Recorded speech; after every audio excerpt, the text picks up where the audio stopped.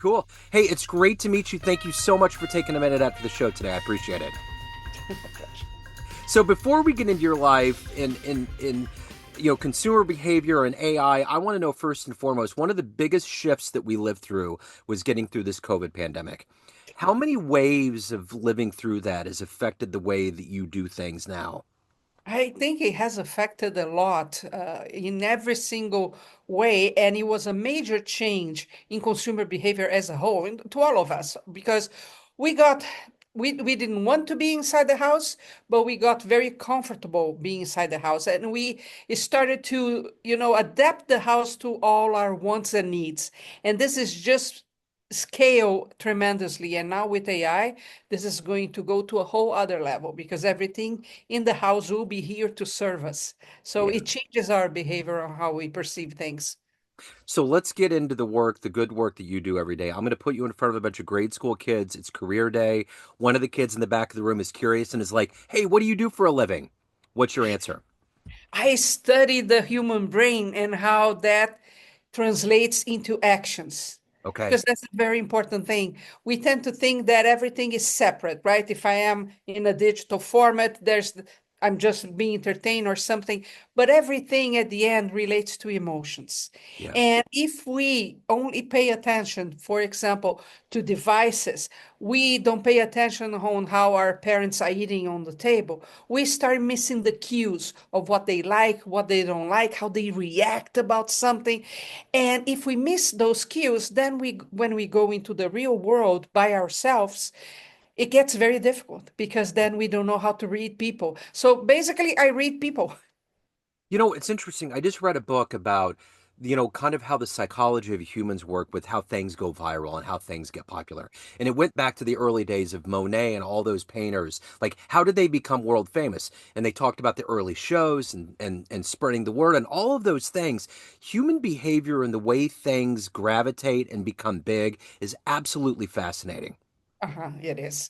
It is. And we are starting to see a huge shift into that. And once human behavior moves ahead or changes, it doesn't go back. And that was one of the problems during pandemic and business, because they were waiting for things to go back to what they were, and that never happens, right? Yeah. We are seeing now another big, huge change in behavior when AI is going to become an extension of ourselves, Yeah. right? So our expectations, the way we experience life, even our values are changing a little bit, Yeah. right? So we have to be aware of this so we can adapt to what's coming. The one thing that was the weirdest thing about the pandemic was that all the toilet paper that went away, and I heard that it was a rumor. It was something that someone started. There was no facts to it at all. Exactly. And that's our problem as humans. We tend to follow the pack, Yeah, right? So the majority goes. You were seeing right now the TikTok ban and a mass migration to a Chinese app without any critical thinking in the process. yeah, Everybody's going, so let's go, yeah, right? It's yeah, it's like the lamb you're putting out of a cliff, right? You don't question. And this is not good. yeah. We need to exercise critical thinking the whole time and not just go because other people are going. Statistically, the majority is usually wrong. So, yes, what happened with the toilet paper, what's happening now with the Red Note app is kind of the same thing. One goes and people start to follow. Now, what drives that is, I don't know. I think, first of all, lack of critical thinking, but other, the fear. Yeah. We, our amygdala is always pumped up. Where is the next cyber tiger going to come from? So Yeah. I see everybody running, I run, and that can be a problem. So when you were in the third grade, what did you want to be when you grew up? I want to be like the monkeys, a music group. Yeah, I always knew, I didn't understand my personality at the time because there were no things like ADD and things like that, but I knew I was a creative. And I knew that how I managed my emotions through art. I loved music. I tried. I used to play the drums, but I was not good at that. So then I transitioned to other types of arts, and you know, being out of the cookie cutter makes you think the why you're out of the cookie cutter. Why are you different? And you can in everything in life, the perspective is I can be the victim of that, or I can approach in a different way. And for me, it was always understanding the others. Maybe I could understand myself through that. So I went into theater. And for many years, I did theater in my country. I had the biggest model agency for funny people, and I did tons of TV commercials, productions, and stuff like that. And I found myself into that because I was very, very, very shy as a kid, and it was very difficult for me to communicate. And through the theater, I found a way to express myself. I'm still a shy person, Yeah. but now I know how to communicate, and that's a good thing. Yeah, I remember when Mickey Dolenz was on the Brady Bunch and Marcia opened the door up. You know, it's like it was cool. That was kind of the beginning of pop culture and music kind of meeting each other in the middle. But I remember how cool that was, you Yeah, know. I met Mick Dolenz about 4 or 5 years ago in a Comic Con, and Wow. I got the chance to interview him. But think about this: you grew up in this environment. Yeah. I grew up in another country, Yeah, right? So it was it's not only a dream; it's that kind of impossible dream. absolutely. So that moment for me was very, very important because, we need to believe we can do things that other people think are impossible. I could never Absolutely. imagine at 6 years old that I would ever meet them, but I wanted to marry Dave Jones. It was stuck in my head that would happen. So it's important for us to keep the hope always up and try fighting for that. What was the meeting with Mickey like? He had to be just astounded that you were from a different continent and you were so into him, right? That was not a topic. We were talking about our age, Yeah. actually. He is on the very first year of baby boomers, and I had a podcast about it was called Boomerology Revealed at that point, and we were talking about aging and being invisible to many crowds, and he was launching a CD at that point, so we talked about those things. So you come from a generation that didn't grow up with technology, and there's always this kind of stereotypical myth that certain older generations aren't going to be able to be technologically adept, which is just false. You know, I'm in technology by day. I get it. But what is it about you that has made technology always be on your radar and to follow it and to be something into something as cutting edge as AI today? I'm a proud baby boomer, and baby boomer by nature, they believe they are the rebels, Yeah. right? Because they figure a way to do everything different in their lives, including, for example, retiring. Retiring today is nothing like it was before, and they are huge adopters. You just look at the line for an iPad, the next iPad, and check at the ages, right? We are adopters. We adopt fast, and we were trained all our lives. We watch commercials talking about products and we want to buy them. So we want to see what's new and we want to try that. If we are good at that is another question, but we are huge adapters. The same thing. If you look at an app like TikTok today, you will see that all the generations are there, and we have 5 generations alive at the same time, Yeah. not only being entertained, but also working, Yeah. right? So for me, it was always I really ask help for my daughter all the time, but I'm usually the first one on a social media platform or the first one in an AI thing. I try and then I get stuck and I help, but and most of my friends are the same. Yeah. They want to try, right? Yeah. Yeah. So of all of the tech gadgets that you've dealt with in your life, what's your favorite one? There's always the one that is I'm using right now, right? Right. And I use a lot of Opus, which is an app to cut clips. So when there is a long content, we can turn it into clips that do make sense. I don't know if you use that. And I use Claude a lot instead of GPT. But Okay. I go back and forth because some days one is better than the other. Yeah. Whatever. I love I'm not a Mac person, but I love my iPad. I Yeah. use it, I think, several times a day Yeah. to do sketches, to play stuff that I want to play with, apps. So like that, I'm not a huge techie person, if you Right. think, right? But again, if you look at this room right here, there are tripods and lights and microphones of all types. Yeah. I like to play with those. So let me ask you this. There, maybe it was because of Arthur C. Clarke. There's this inherent fear of AI and how machines can take over the world. When you look at this, because AI just kind of all of a sudden exploded. Now, we had Alexa and we had Siri and all these devices for a long time, but there was this explosion maybe a year and a half ago of AI. It became something central in our lives. Are you afraid of it? Is there any fear that you have of AI going awry with humans? There are some concerns, I wouldn't say fear. Yeah, With everything, there's a very good side and a very bad side.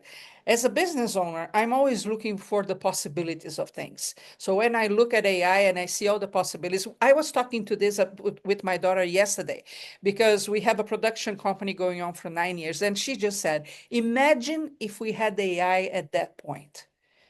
The whole history of the company would be different today yeah, because of that. So the possibilities, the door that it opens for us is just unbelievably amazing, yeah, right? But yes, there are concerns. For example, and I have to tell you, Joe, the next 2 years, we're not talking about a distant future. We are talking about this year and the next one. A lot of us will maybe have a humanoid robot in your house, right? And maybe cooking, which I would love, and talking to you and doing whatever. You have to question, where does this humanoid comes from, which company, which billionaire, yeah, what kind of data is recording, what is uploading. I need to be concerned about that because it's not just giving my name or social, it's giving your whole life dynamic yeah, into a machine, yeah, right? The other problem is allowing the machine to make all the decisions, right? It's okay. For example, I use GPT or Claude and I brainstorm business matters, right? But the final decision needs to be mine. yeah, If we allow the machine to keep doing decision for us, I may be in a AI driven car, an accident is going to happen. Who is he going to kill, me or the passenger? Who is making that decision, yeah, right? So we have to question because we cannot just not go with the flow and think everything is going to be okay at the end. We have to question and we have to demand regulations to that because it can be a little dangerous, right? But at the same time, it's useless for you to say, I don't like AI, I'm not going to use it. I have to ask you, do you watch Netflix? Because there's an AI there, right? May not be aware, but AI is already being part of our uh-huh, life uh-huh, and is only going to increase. And I'm absolutely. actually going to demand that because if I started isolating myself with the pandemic, then with the work from home trend, and now with my house has everything that I need, I clap and the lights go on, I'm going to isolate myself even more Yeah, than usual, right? I have to question if I can, for example, Meta released the AI friends for Facebook and Instagram. Well, now I will have the perfect friend. They will never say something I don't want to hear. They will never vote for a candidate I don't want to vote for. That's all fine and dandy. But when I go into the real world and relate myself with other people, will I know how to behave? yeah, Will I know what to expect, or am I going to start having tantrums like we see inside airplanes when things don't go my way, yeah, right? So we have to question and question ourselves, how are we going to deal with our emotions with all of this? Because this is a huge change. yeah, Something we've never seen before, and there is really no manual. The manual is being written as things happen, right?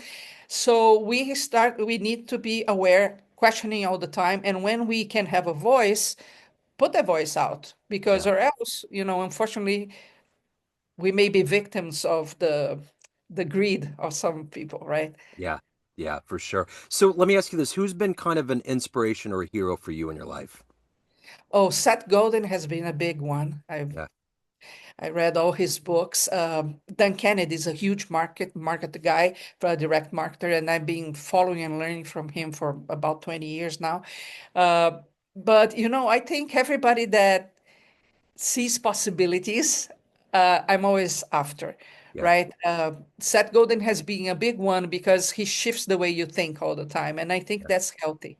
I'm not afraid of change. Change is a bad word in marketing, right? People yeah, avoid that. But really, change is the only constant we have in life. yeah, So if you learn how to embrace it, it's going to happen like it or not. You also allow yourself to change with it. And changing our mindsets is the hardest part, but we have to if we want to, be happy in the whatever environment we are living. We can only control a few things in our lives, right? There are many that we cannot. We can complain about that all day, or we can say, okay, in this bad situation, what can I do? And this for business owners is extremely important. Yeah. It's the same thing with, if you don't mind, I'll tell you a story during the pandemic. One of my clients was a restaurant, right? And I heard they were going to close. It was like 10 a.m. and they were going to have to close at 10 p.m., something like that. And I went to have lunch there thinking, okay, I'm going to talk to him.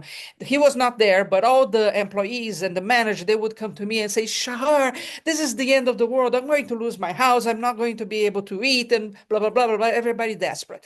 Well, he called me later and I said, you know what? Just send everybody home.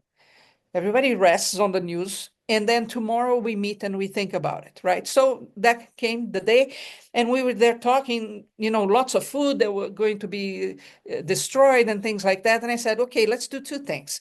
The food is going to go bad anyway, and you have this many waiters, right? And they don't have any money. So what if you provide lunch for them during the next few weeks, Yeah. right? That was a deal. The other deal, okay, so let's sell gift certificates to the people. So when things come back, uh, they will come and you have the money to survive the period, however long this period will be. And the reaction, no, they're going to take advantage and blah, blah, blah, but we did it. And that was exactly what happened. He had the money to keep things going for a while until it opened. And when it opened, people were very conscious of how to spend those gift certificates, right? They didn't come all at once. So, with any bad situation, you have to see, okay, where's the opportunity here that I can either thrive or survive in the situation? So let me ask you this. If you can meet anybody on the planet right now, whether it's in your field or otherwise, that would benefit you, that you would love to see how they work, who would you love to meet and spend some time with? Oh, tough question. I mean, there are actually many people, but I don't have a hero at the moment Sure. that I would say, okay, I want to be like them. But I would, we are always thinking for the information that is secret to us. Yeah. So being able maybe to go to a factory of robots and see how the dynamic is going, what they are thinking, because they are thinking on a different level than I am, right? I'm on day to day observing what's going on. They may be 5 years from now. And that would be amazing to understand. I can guess what's going to be, but I don't have data. Yeah. And there is a guy on YouTube, and I forgot his name. He's a futurist, and I think it's amazing what he does because he's always talking about 5 to 10 years from now. I would love to spend a day with him, but unfortunately, I can't remember his name. Yeah. Part of being a baby boomer, Yeah, forgetting. no, it's all good. It's all good. So I'm curious, being a business owner, having an entrepreneurial mindset, there's always risks that you take. What's the biggest risk that you've taken? Moving from another continent with my daughter, two bags, and a teddy bear. I'm a firm believer that entrepreneurs should take calculated risks. Yeah. And this is the difference because you see a lot of them coming and taking risks to see what sticks, and that's never a good idea. But if you take calculated risks, you have a good chance. Risks will be there. For me, was really we had a tragedy in my family. Life was not good, and then I said, okay, let's go. And we grabbed two bags and a teddy bear shoe. We came here one day before she was 18, and we've been here for 20 years now, right? And it was the best decision, but it was very scary. I remember one day I had one friend in Utah, and I stayed in her house for 2 days. Her husband got transferred to California, so we were in Utah totally alone. And I remember one day looking at the stars and start crying because I said, what the heck, even the stars are different. Yeah. Yeah. There's no commonality.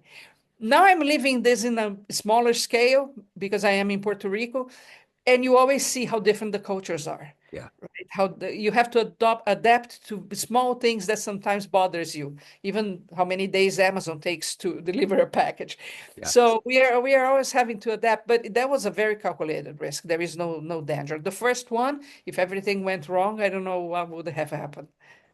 So of everything that you've done and accomplished and evolved into at this point, what are you the proudest of? Well, I'm proud. I'm proud to be alive and working, Yeah. and being able really to communicate with people. But I think I don't know, during the pandemic, I think you touched the point that is still very fresh in the mind of all of us. So we have this company that does online courses related to arts, and our audience usually is above 35, right? Well, during the pandemic, when that happened, a few days before, I told my crew, we are going to put the studio inside my house because this is going to happen. And they were mad at me because they said, no, that would never happen in America. And I said, it's happening in every country. So Yes. we were ready when that happened. And what I did for 7 days is I would go live. Our courses are usually live.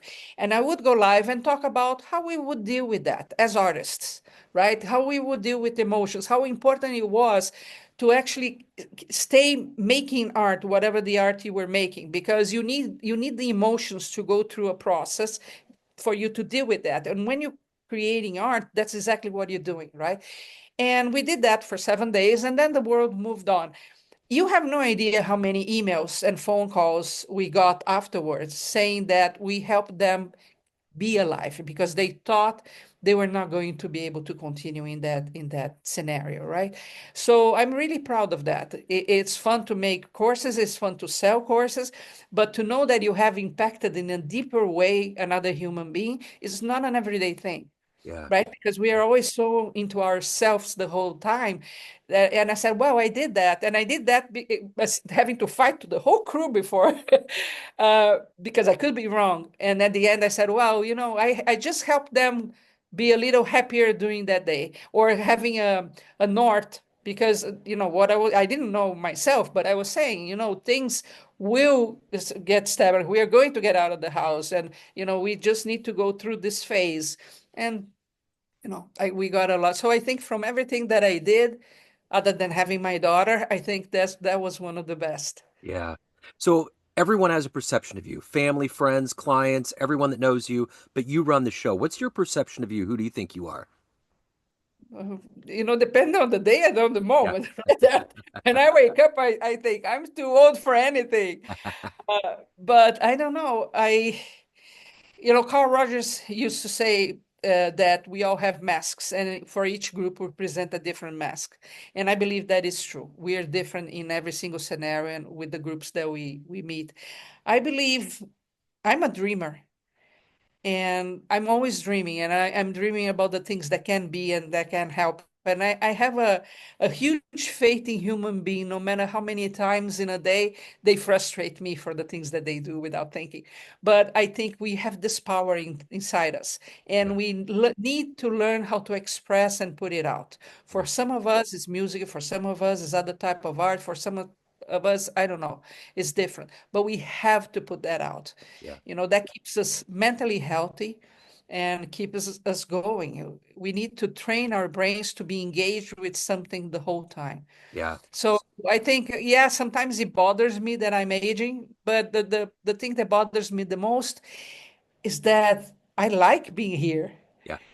and I like being active. Yeah. So whenever this changes, I don't know what's out there. Yeah. But right now I like the life I have and I would like to continue. And I know there is a limit here. It's the winter, but the winter has good things too, Absolutely. especially when I'm looking for Puerto Rico and not the Yeah. snow. Uh-huh. Yeah, for sure. So if anyone wants to hire you, reach out, they have questions, any of the good business in your world, where can they go? Well, they can go to proptalkie.com, prop like in property, talkie like walkie-talkie. Yeah. And if they scroll down the site, they will see my information there. They can get the free report of consumer-driven AI behaviors, and they can call the number and test an AI employee to see how it works because it is quite impressive. And even for fun, you call and talk to the AI, and you're going to see that it's not what you imagine. You almost cannot tell it's not a person. Yeah, for sure. This has been fascinating. Thank you so much for your story, for your time. Have a wonderful Thank 2025. you. You too. I hope to Thank you. see you again. Absolutely. Thank you.